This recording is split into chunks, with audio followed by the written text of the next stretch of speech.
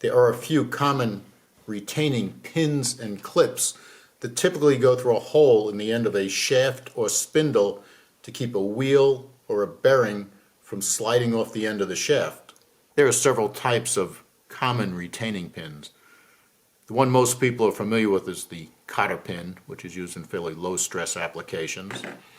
And you move up a notch to something a little bit more robust, such as this hitch pin clip, which, oddly enough, goes right on the end of a hitch pin, and this is typically used to hold a receiver hitch to a trailer hitch, and then the clip goes through to keep the hitch pin from sliding out.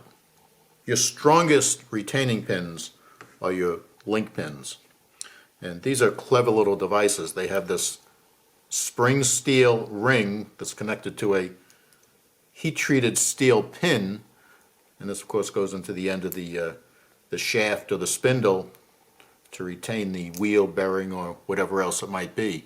These are really strong. The pin goes right through the hole in the end of the spindle or the shaft, and then the spring locks right over the end of the shaft so it doesn't fall out.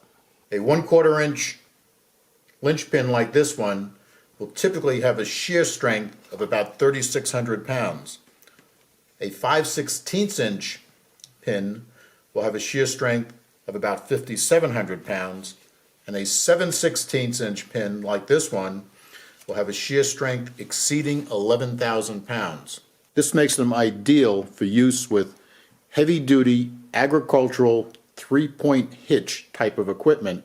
Most typically they're put through a hole in the end of a shaft to hold something in place.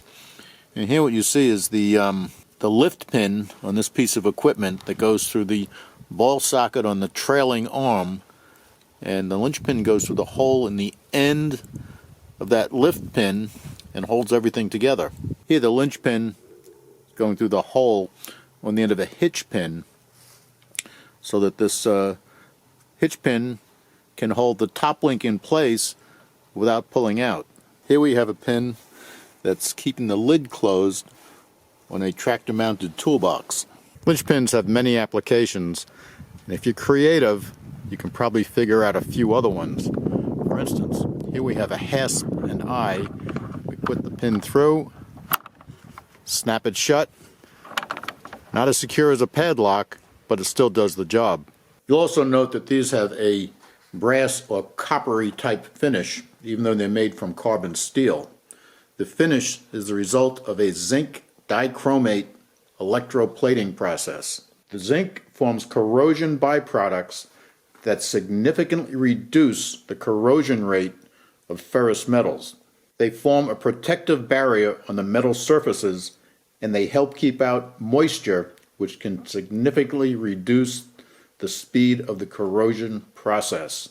In effect, giving the zinc-treated surface the ability to resist corrosion by a factor of almost 100 to 1 as compared to untreated steel surfaces.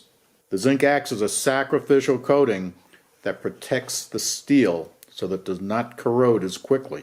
In other words, the zinc coating will always tarnish and corrode first, thus protecting the steel.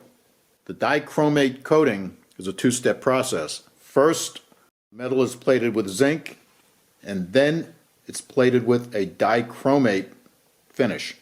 Here's as a coppery brass or yellow finish that adds an additional layer of protection.